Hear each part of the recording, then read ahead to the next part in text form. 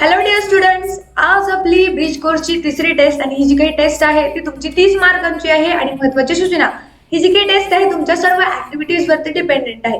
So थोडंसं activity sheets थोडंसं refer करा, थोडंसं रीड करा, म्हणजे तुम्हाला ही टेस्ट सोपी जाईल. ओके, तर ही जी काही टेस्ट आहे अशाच पद्धतीने पूर्वीचे आपले जे काही ब्रिज कोर्सचे व्हिडिओज आहेत ते पाहण्यासाठी लगेच आपल्या चॅनलला सबस्क्राईब करा, बाजूला असलेल्या बेल आयकॉन वरती क्लिक करा. सो गाईज, चला सुरुवात करूया आपल्या या ब्रिज कोर्सच्या तिसऱ्या टेस्टला. सुरुवातीला लक्षात घ्या, we have given question number first A, that is complete the statements by choosing the right option. तर इथे आपल्याला मल्टिपल चॉईस ऑप्शन देण्यात आलेले आहेत आणि याच्यापैकी जो कोणता करेक्ट ऑप्शन असेल तो करेक्ट ऑप्शन आपल्याला चूज करायचा आहे. सो हा जो काही प्रश्न आहे 3 मार्कांसाठी आहे. तर पहिली रिकामी जागा लक्षात घ्या, the frequency of audible sound is dash dash.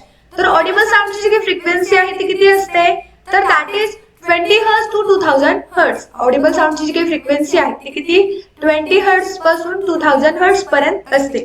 त्यानंतर second one, to avoid sprouting potatoes are expose to. तर जे काही स्प्राउटिंग असते, बटाट्याचं अंकुर फुटणं असतं, त्याला रोखण्यासाठी आपण काय करतो, तर रेडिएशन ही मेथड आपण वापरतो. त्यानंतर तिसरी आहे, the chemical formula for calcium is. कॅल्शियमचा केमिकल फॉर्म्युला काय आहे, that is Ca. Simple. So here we have completed our question first A. तर चला क्वेश्चन फर्स्ट बी कडे वळूया आपण. हाही क्वेश्चन आपल्याला 3 मार्क्स साठी देण्यात आलेला आहे. यामध्ये सुरुवातीला आपल्याला एक डायग्राम देण्यात आलेली आहे एका नक्षत्राची, आणि तो नक्षत्र कोणता आहे हे आपल्याला ओळखायचं आहे. सो हा जो काही नक्षत्र आहे ती डायग्राम आहे स्कॉर्पिओन या नक्षत्राची. तर इथे आपण ते ओळखलेलं आहे. तर चला पुढे जाऊया आपण पुढच्या प्रश्नाकडे. सो पुढचा प्रश्न काय आहे लक्षात घ्या. तर पुढचा प्रश्न आहे सॉल्व द पझल. आपल्याला इथे एक शब्दकोड देण्यात आलेला आहे, ते आपल्याला सोडवायचं आहे. तर त्यामध्ये फर्स्ट आहे an ingredient derived from petroleum. तर असा एक पदार्थ जो की पेट्रोलियम पासून मिळतो, दॅट इज गॅसोलीन. त्यानंतर सेकंड आहे, that is the main component of natural gases. Natural गॅसेसचा मेन कंपोनेंट कोण आहे, दॅट इज मिथेन. त्यानंतर तिसरा क्वेश्चन आहे, that is write example of natural disinfectants. तर जे नॅचरल डिसइन्फेक्टन्ट्स आहेत, जे नॅचरली जंतुनाशक म्हणून काम करतात, तर त्यांचे एक्झाम्पल्स इथे आपल्याला लिहायचे होते. आणि ते कोणते कोणते आहेत, ते म्हणजे आपला विनेगार आणि हॉट वॉटर. त्यानंतर क्वेश्चन नंबर सेकंड कडे या. आता क्वेश्चन नंबर सेकंड मध्ये आपल्याला कोणतेही 3 प्रश्न सोडवायचे आहेत, कोणतेही 6 प्रश्न सोडवायचे आहेत, आणि हा प्रश्न आहे आपल्याला 12 मार्कांसाठी. तर चला सुरुवात करूया. पहिला प्रश्न लक्षात घ्या, why does this happen, the sun appears red at the sunrise और सनसेट. आपला जो काही सूर्य आहे सूर्यास्ताच्या वेळी किंवा सूर्योदयाच्या वेळी लाल होतो, यामागचं कारण काय.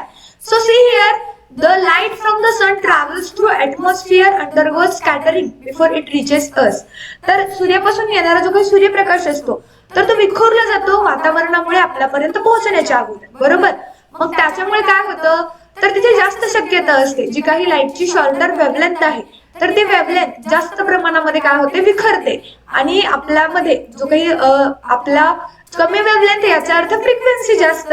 तर आपला जो काही रेड कलर आहे त्याची वेवलेंथ सर्वात कमी असते, मग त्याची फ्रिक्वेन्सी जास्त असते, त्यामुळे तो सर्वत्र पसरलेला आपल्याला पाहायला मिळतो. आणि त्याच वेळेला आपला जो काही सूर्य आहे तो लाल किंवा सूर्योदयाच्या किंवा सूर्यास्ताच्या वेळी आपल्याला लाल झालेला पाहायला मिळतो.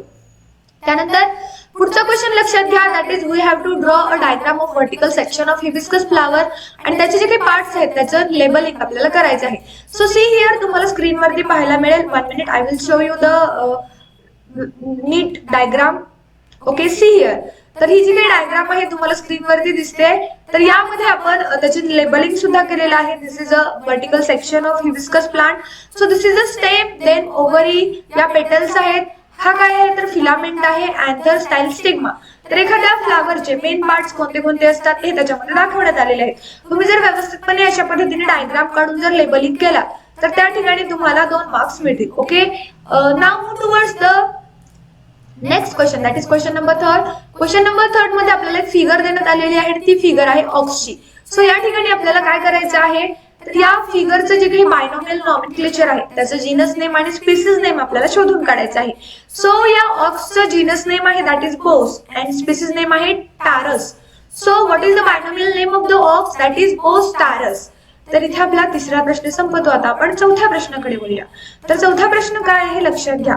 तर चौथा प्रश्न आहे, how many constellations does a one season have if classified according to the seasons, it is said that in the rainy season the sun enters the मृग नक्षत्र. What does it mean?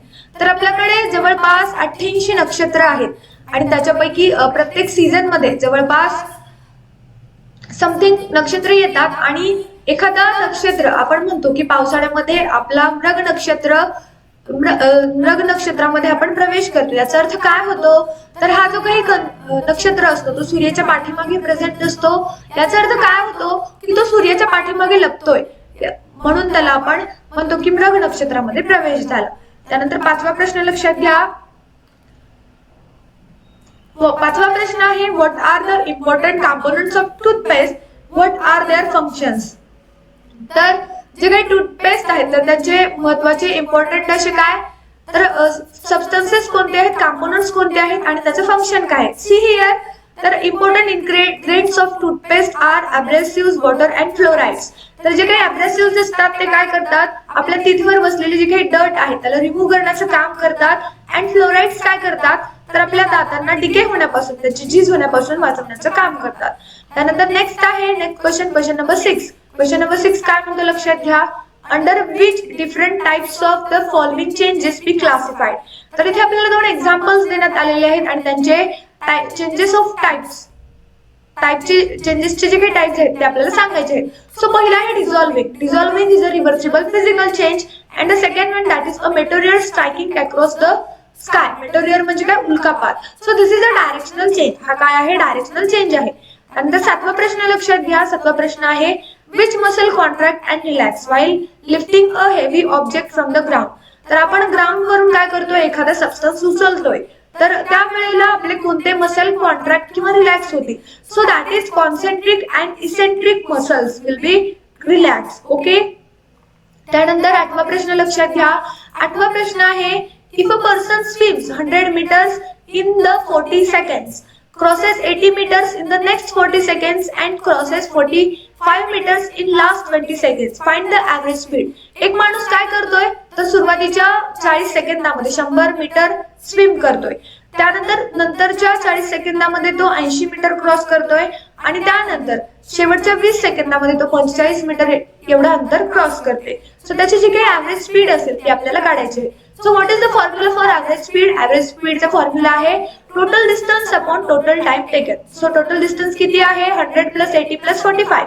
Time taken किती 40 + 40 + 20 that is equal to 100.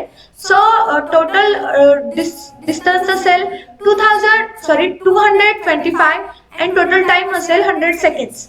So इथे काय येईल 2.25 metre पर second एवढी त्याची काय असेल ॲव्हरेज स्पीड असेल. सो इथे आपला जो काही आठवा प्रश्न होता तो संपतो आणि अशा पद्धतीने जो काही आपला दुसरा प्रश्न होता त्यामध्ये आपल्याला 6 क्वेश्चन सोडवायचे होते. सो त्या ठिकाणी आपण 8 क्वेश्चन सोडवलेले आहेत. So this will be extra questions for you और extra information for you. Okay. त्यानंतर पुढच्या प्रश्नाकडे आपण वळूया. पुढचा प्रश्न आहे क्वेश्चन नंबर 3 आणि हा जो काही प्रश्न आहे तो एक प्रश्न तुम्हाला 4 मार्कांसाठी आहे आणि या ठिकाणी हा प्रश्न टोटली 12 मार्क्ससाठी आहे. So let's start. पहिल्यांदा आपल्याला काय करायचं आहे, मॅग्नेटिक लाईनच्या ज्या काही प्रॉपर्टीज आहेत त्या आपल्याला एक्सप्लेन करायच्या आहेत विथ अ सुटेबल डायग्राम. तर मॅग्नेटिक लाईनच्या कमीत कमी 3 प्रॉपर्टीज विथ अ डायग्राम जर आपण एक्सप्लेन केलं तर आपल्याला 4 मार्क्स मिळतील. So see here this is our magnetic lines. तर ज्या काय होतात साऊथ एंड करून साऊथ पोल कडून स्टार्ट होतात आणि नॉर्थ एंडला फिनिश होतात. तर याची प्रॉपर्टीज काय आहेत हे लक्षात घ्या. The direction of magnetic lines of force outside the magnet is from north pole to south pole. तर जी काही डायरेक्शन असते मॅग्नेटिक लाईन्सची कुठून तर आउटसाइड द मॅग्नेट ती कुठून असते नॉर्थ पोल कडून साऊथ पोल कडे असते. The direction of magnetic lines of force inside the magnet is from south pole to north pole.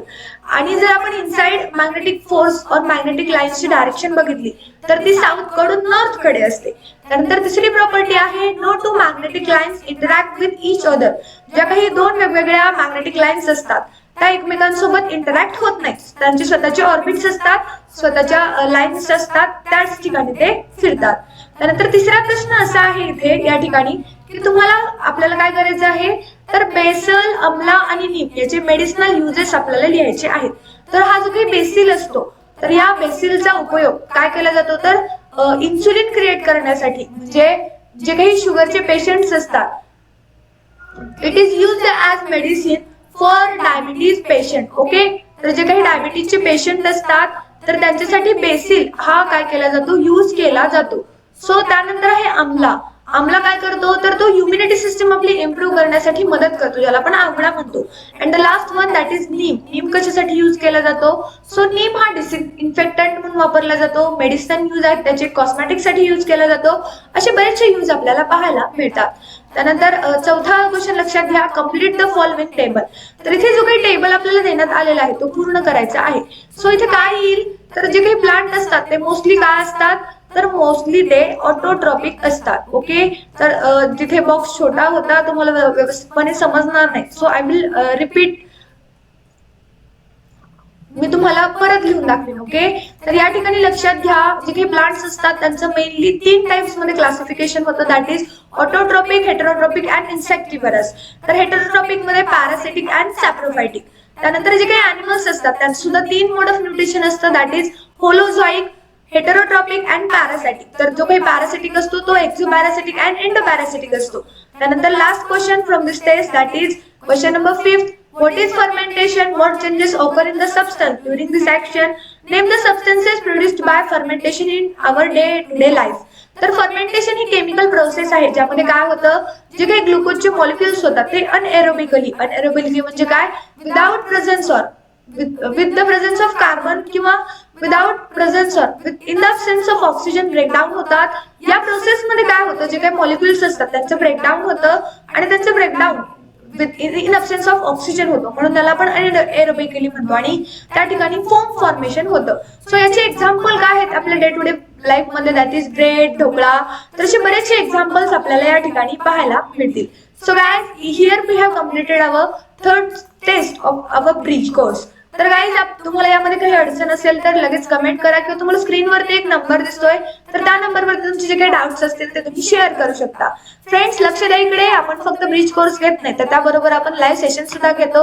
So यामध्ये आपण 6वी ते 10वी पर्यंत मॅथमॅटिक्स, सायन्स आणि इंग्लिश या तिन्ही सब्जेक्टचे लाईव्ह सेशन्स अगदी फ्री ऑफ कॉस्ट घेतो. सो तुम्हाला हवं असेल तुम्ही याचा स्क्रीनशॉट घ्या. तर बऱ्याच विद्यार्थ्यांना सेतू अभ्यासक्रम करण्यासाठी जो काही आपला रेग्युलर अभ्यासक्रम आहे तोही पूर्ण करण्यासाठी अडचण येत आहे. सो त्याच्याशी तुम्ही आपले जे काही व्हिडिओज आहेत ते शेअर करू शकता.